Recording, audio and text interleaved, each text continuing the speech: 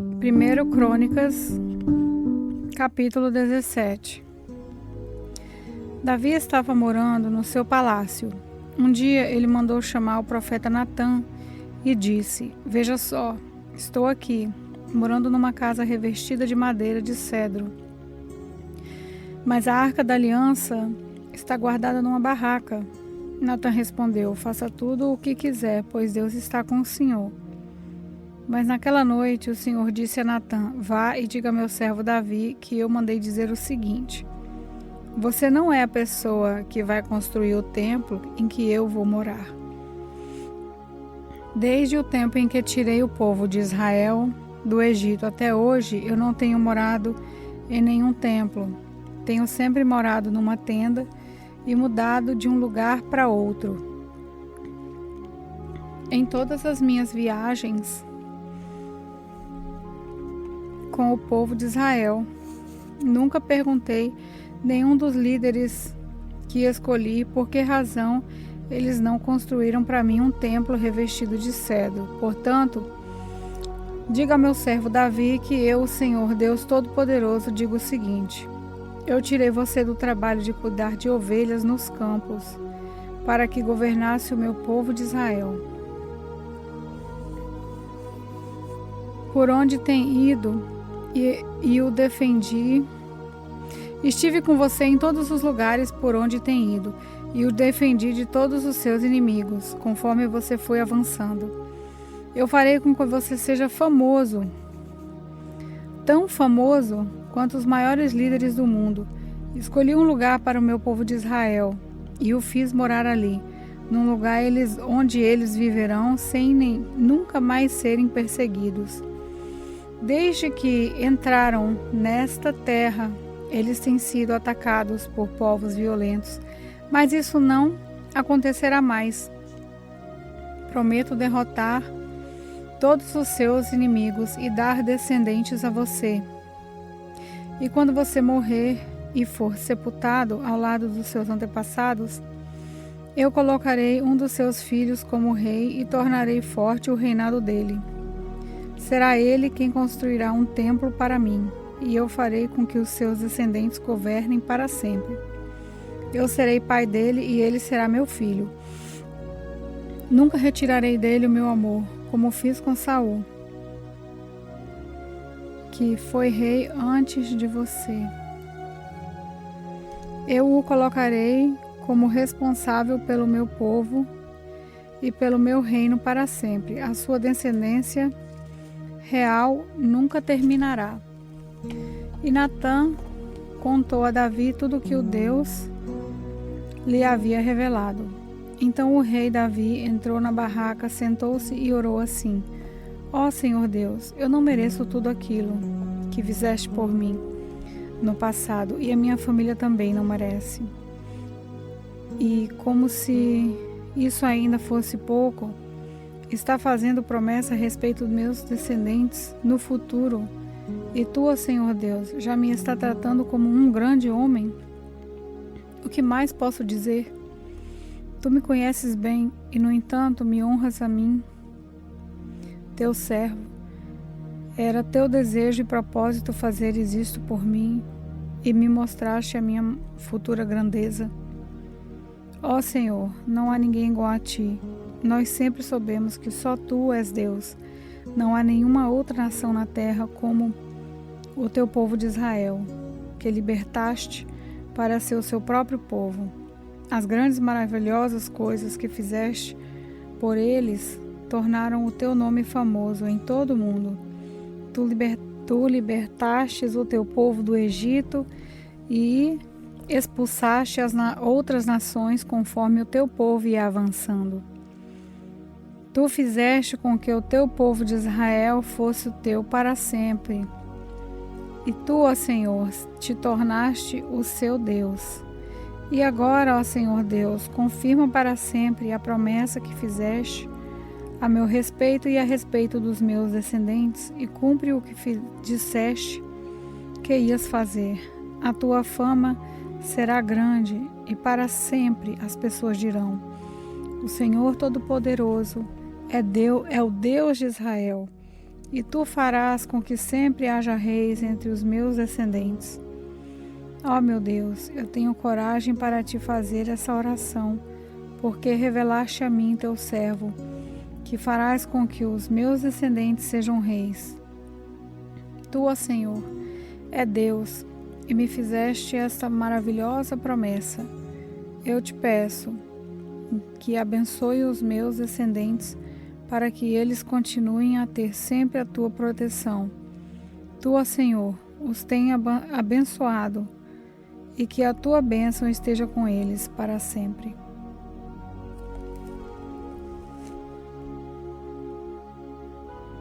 Primeira Crônicas, capítulo 18. Algum tempo depois, Davi atacou de novo os filisteus e os derrotou. Tomou deles a cidade de Gade e os povoados que ficavam ao seu redor. Também derrotou os moabitas, que ficaram dominados por ele, e lhe pagavam impostos.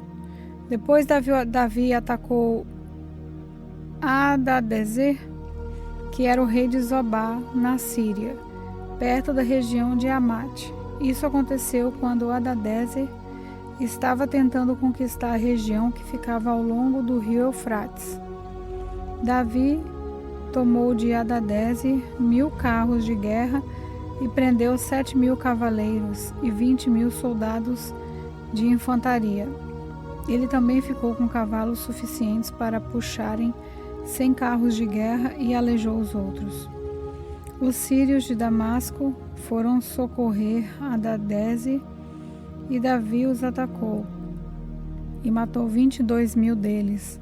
Em seguida, colocou acampamentos militares no território dos sírios de Damasco. Davi os dominou e eles lhe pagavam impostos. O Senhor Deus fez com que Davi fosse vitorioso em todos os lugares.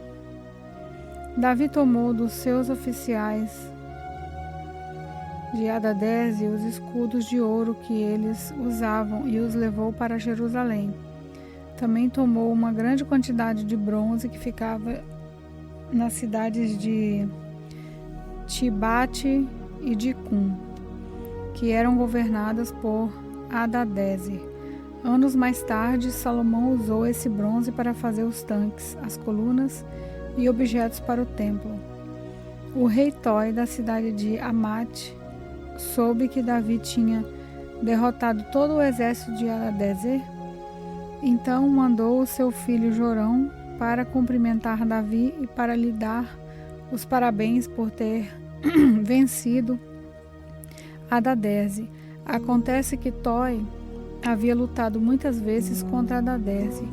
Jorão levou para Davi objetos de prata, de ouro e de bronze, e o rei os separou para serem usados na adoração a Deus o Senhor, juntamente com a prata e o ouro que tinha tomado dos povos que havia conquistado, isso é, os edomitas, os moabitas, os amonitas, os filisteus e os amalequitas. Abisai, cuja mãe se chamava Jeruia, derrotou os edomitas no vale do Sal e matou 18.000 deles.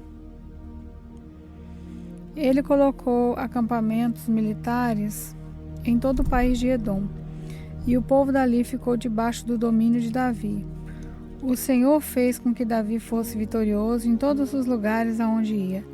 Davi governou todo o Israel e fez com que o seu povo fosse sempre tratado com justiça. Joabe, irmão de Abissai, era o comandante do exército. Josafá, filho de Ailude, era conselheiro do rei. Zadok, filho de Aitube, e Aimeleque, filho de Abiatar, eram os sacerdotes. Seraías era o escrivão. Benaías, filho de Joiada, era o chefe dos queretitas e dos peletitas. Os filhos do rei Davi tinham as mais altas posições no seu serviço. 1 Crônicas, capítulo 19. Algum tempo depois, morreu o rei Maás, do país de Amon, e o seu filho Anum se tornou rei. Davi disse: Eu serei bondoso com Anum, assim como Maás. o seu pai foi bondoso comigo. Então enviou mensageiros a Anum para mostrar sua amizade. Quando os mensageiros chegaram lá e visitaram o rei Anum, os líderes amonitas disseram a ele: o Senhor pensa que é em honra do seu pai e para mostrar amizade ao Senhor que Davi enviou esses homens? É claro que não. Ele os mandou aqui como espiões a fim de ficarem conhecendo a nossa terra para poderem conquistá-la. Então Anum pegou os mensageiros de Davi, raspou a barba deles, cortou suas roupas até a altura das nádegas e mandou embora. Eles ficaram tão envergonhados que não tinham coragem de voltar para casa. Quando Davi soube disso, mandou-lhe dizer que ficassem na cidade de Jericó e só voltassem quando as suas barbas tivessem crescido de novo. O rei Anum e os amonitas compreenderam que tinham feito de Davi um inimigo. Por isso, contrataram na Mesopotâmia e em Maaca e Zobá, na Síria, carros de guerra e soldados de cavalaria. Pagaram para isso mais de 34.000 quilos de prata. Os 32.000 carros de guerra que eles haviam contratado e o exército do rei de Maaca foram e acamparam perto da cidade de Medeba. Os amonitas também saíram de todas as suas cidades e se aprontaram para a guerra. Quando Davi soube disso, enviou contra eles Joabe e todo o exército israelita. Os amonitas saíram e tomaram posição na entrada de Rabá, a sua capital, e os reis que haviam ido ajudá-los tomaram posição em campo aberto. Joabe viu que as tropas inimigas atacariam pela frente e por trás. Então escolheu os melhores soldados de Israel e os colocou na frente para os sírios. Deixou o resto das suas tropas debaixo do comando do seu irmão Abisai, que as colocou de frente para os amonitas. E Joabe disse a Abisai: se você perceber que os sírios estão me vencendo, venha me ajudar. E se os amonitas estiverem vencendo, eu irei ajudá-lo. Seja corajoso, vamos lutar com firmeza pelo nosso povo e pelas cidades do nosso Deus, e que seja feita a vontade de Deus, o Senhor. Então Joabe e os seus soldados avançaram para atacar, e os sírios fugiram. Os amonitas viram os sírios fugindo, e aí eles também fugiram de Abisai e voltaram para dentro da cidade. Então Joabe voltou para Jerusalém. Quando os sírios viram que tinham sido vencidos pelos israelitas, mandaram buscar tropas que estavam do lado leste do rio Eufrates. Essas tropas eram dirigidas por Sobaque, o comandante do exército do rei Hadadeze de Zobar. Quando Davi soube disso, reuniu o exército israelita, atravessou o rio Jordão e colocou as tropas na frente para os sírios. A luta começou. Os israelitas fizeram os sírios fugir. Davi e o seu exército mataram 7.000 soldados sírios que guiavam carros de guerra e 40.000 soldados da infantaria. Também mataram Zobaque, o comandante sírio. Quando os reis que eram chefiados por Hadadeze viram que tinham sido vencidos pelos israelitas, fizeram paz com Davi, ficando debaixo do seu poder, e os sírios nunca mais quiseram ajudar os amonitas.